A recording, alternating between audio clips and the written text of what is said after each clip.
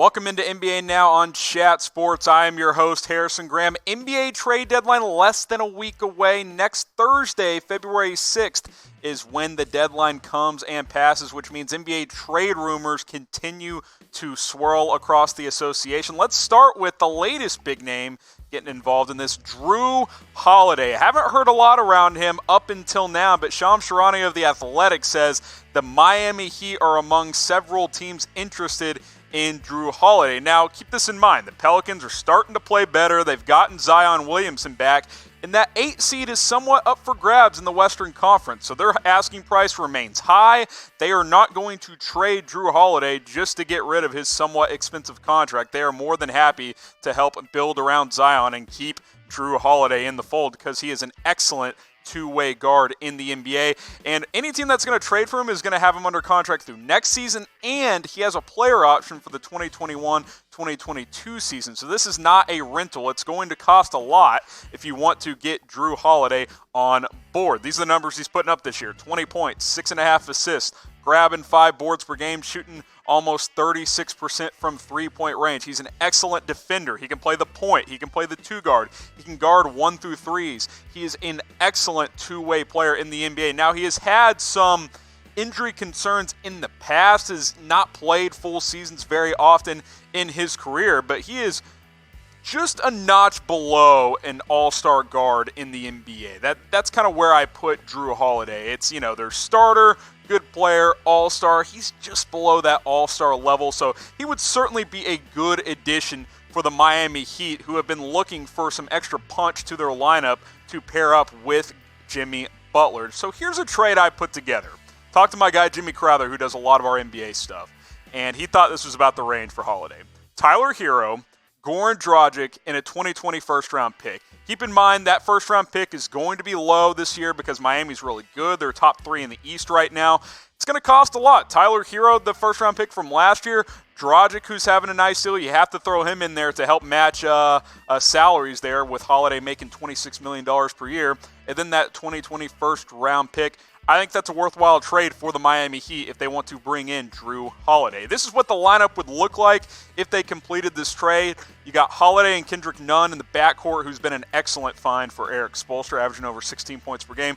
Jimmy Butler, Myers Leonard, and Bam Adebayo. That front court has been really good as well. Duncan Robinson can slide to that 6-man role where he's been really good this year, starting at the 2-guard for the Heat. I think he would slide to that 6-man role for Tyler Hero, who would be gone in this trade scenario. Question for you: who wins this trade? Type P for Pelicans, type H for Heat. Let's show the trade one more time just to remind you what the trade details are, then I'll ask the question again. One more time. Holiday to Miami.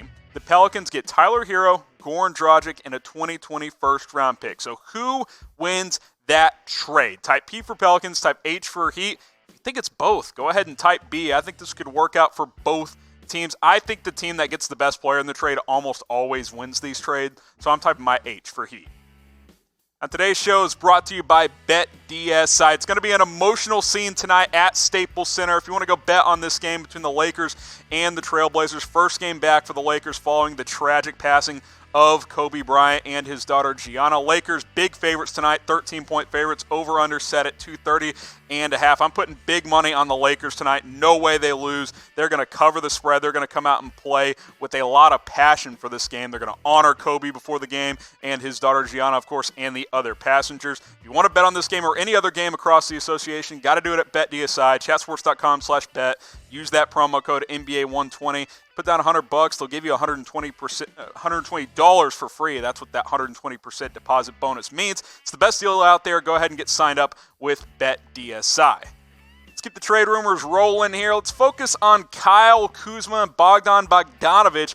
Kuzma continues to be linked to trade rumors. I mean, that is the bottom line. The Lakers don't want to give him up unless they can upgrade with another player, which Bogdanović probably would be an upgrade, at least for this season. Now, the Kings offered a trade to get Kuzma in return, but Bogdanović wasn't part of the deal, and the Lakers countered by saying, nah, you're going to have to throw Bogdanović in the deal. So kind of in this holding pattern right now between these two teams, as the Lakers don't want to lose Kuzma for nothing, and the Kings don't want to lose Bogdanović. So this was the initial offer. from the Sacramento Kings. Nemanja Bjelica, I think I pronounced that right, and an undisclosed draft pick, not sure, I'm guessing a second-round pick, for Kyle Kuzma. That was the initial offer from Sacramento. Now, the Lakers, again, counterback. They said, no, you got to throw Bogdanovich in here. So, this is the trade I cooked up, the idea I put together, and I think would make some sense and be fair for both parties. Kuzma and Quinn Cook to Sacramento. Cook helps with the salary matching up there because Bogdanovich is in the $8 million range. And Bogdanovich back to the Lakers. Look, Bogdanovich is the better player right now between him and Kyle Kuzma. You want to get the better player? That's what it's going to cost you. Yeah, Kuzma's cheaper, and he has a couple of years left on his deal. Bogdanovich is a rental. That's the cost of doing business if you're chasing a championship. And Bogdanovich is a better three-point shooter. He fits stylistically better with what the Lakers are trying to do. They're trying to upgrade. They don't have a ton of assets or money to do so. Might be about as good as you can do if you're the Los Angeles Lakers. You want to upgrade from Kyle Kuzma for this year? That's just the cost of doing business. That is what I think the trade would end up being if these two come to terms.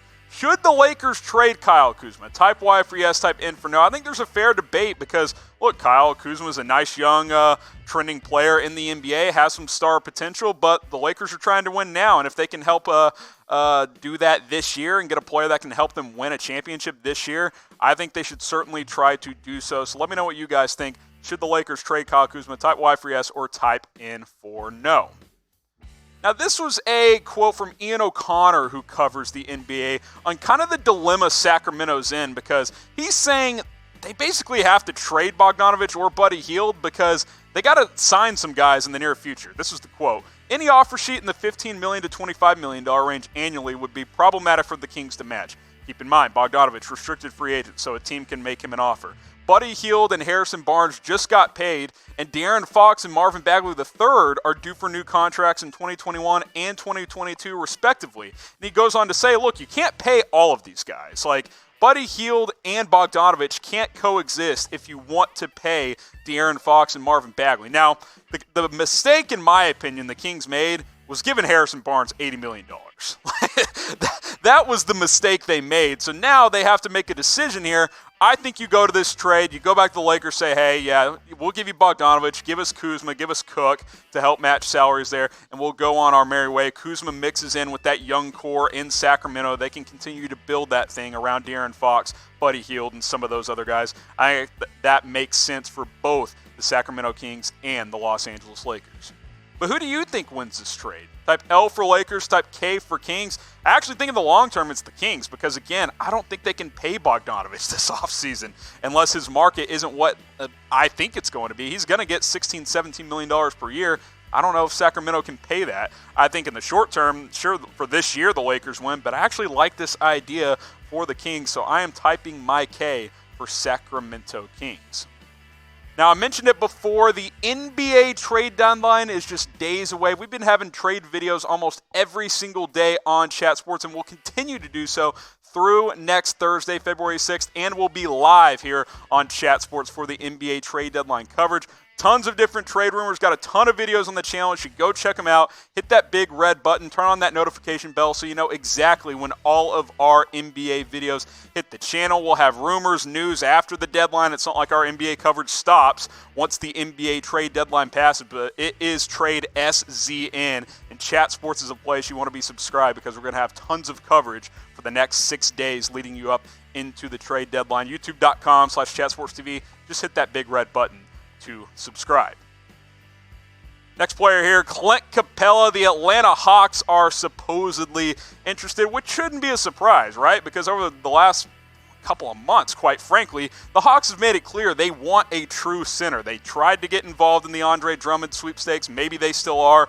Apparently that has slowed those conversations in the last couple of weeks or so. Clint Capela is the latest name. Now, the Rockets aren't actively shopping Capela. That is not what I am saying here, but they will trade him if they get an overwhelming offer, which means at least a first-round pick and probably John Collins as well from the Atlanta Hawks, a young, promising big there.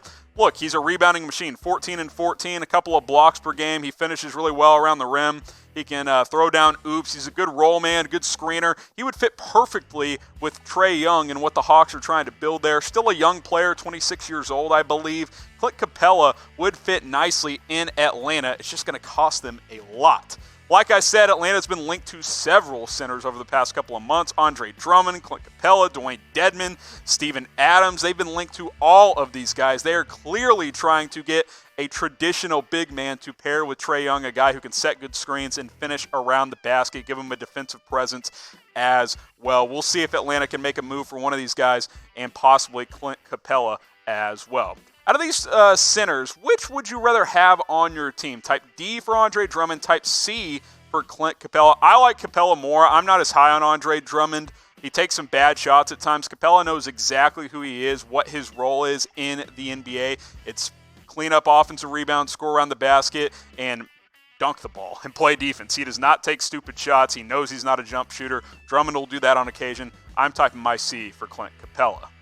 Now, I mentioned our partner, BetDSI. I'm looking ahead to tonight's games. These are the 4 best games of the night, in my opinion. Grizzlies at Pelicans. I am amped for this. Rookie of the Year battle, what it should have been at least. You got Ja Morant, who's probably going to win it. Zion Williamson is back. Pelicans are 6.5-point favorites. I actually really like that line for the Memphis Grizzlies on the road, who have played really, really good basketball. Got the Bucks at home against the Nuggets. Milwaukee currently 11.5-point favorites as they are 41-6, leading the NBA by quite a large margin. Phoenix at home, 1-point underdogs to the Thunder. I like OKC on the road in this one. And then, as I said, the Lakers at home, 13-point favorites. They are going to bulldoze Portland. No way they do not win tonight. They're going to play with a lot of passion as they honor Kobe Bryant. You can bet on all these games with our partner, BetDSI. Get signed up at chatsports.com/bet. Use that promo code NBA120 to get that 120% deposit bonus. It is the best deal out there. Take advantage of BetDSI today. Next rumor here, Marcus Morris to the Clippers. This one's kind of been going in and out the last few days, but the Clippers are still interested, and they want to add toughness, which is what Marcus Morris brings to the table. Yeah, executive producer Brett Scott will tell you he's a dirty player. He's a K-State guy. And, we get it, Marcus Morris. But he does provide toughness. He's willing to get dirty in the paint, and he's shooting a career high from three-point range, almost 44%. Now, the Clippers reportedly are willing to throw in a first-round pick, which could change things for the Knicks because Morris is on a one-year deal worth $15 million this year. He can walk after this season. If you can get a first-round pick in a losing year for the Knicks, that's a huge win if I'm the Knicks, which means they won't trade him, right? Because they're a stupid organization run by a stupid owner in James Dolan. I would trade him if I can get a first-round pick from him if I am the New York Knicks. This is the trade package I threw together. Clippers get Marcus Morris. Knicks get Landry Shamet, Mo Harkless to help match the salary, and a 2020 first-round pick. I think that is a great deal. Shamet's a promising young guard, and you get a 2020 first as well. Yeah, it's going to be toward the end of the first round, possibly the last pick if the Clippers win it all, but Marcus Morris is probably not staying with the Knicks long term. He's already 30 years old. I think this would be a win-win for both of these teams. And could you imagine the crunch time lineup if the Clippers were to add Marcus Morris? Patrick Beverley, Lou Williams, Kawhi Leonard, Paul George, Montrezl Harrell, Marcus Morris is your sixth man. That is pretty freaking good for a team that is already among the favorites to win the NBA championship. He would be that ideal sixth man off the bench, would be a great scorer for that second unit. Marcus Morris would be. I like this idea a lot. I think the Clippers will certainly continue to pursue this and try and make a move for Marcus Morris. Now, I wanted to end today's show with a little NBA news. The All-Star Game, they changed the format a little bit in honor of Kobe Bryant. A lot of weird details, by the way, there. But today, they also announced, and this is way cooler in my opinion, how they are going to honor Kobe and Gianna specifically. So, Team LeBron is going to wear number 2 in honor of Gianna Bryant. That was her number, Kobe's daughter. Team Giannis will wear number 24 to honor Kobe. Of course, he wore 8 and 24. They're going to wear number 24 to honor Kobe Bryant. Team LeBron will wear number 2 in honor of Gianna Bryant. Obviously, it's been a tough week in the NBA. The Lakers canceled their game on Tuesday with the Clippers. The NBA postponed it is what they technically happened there. They're back in action tonight. It's going to be an emotional scene at Staples Center honoring Kobe and Gianna Bryant. We had you guys covered here on Chat Sports all day on Sunday and on Monday as well. Tough week in the sports world, but I salute the NBA for the way they've handled this and how they are going to honor Kobe and Gianna Bryant in the NBA All-Star Game.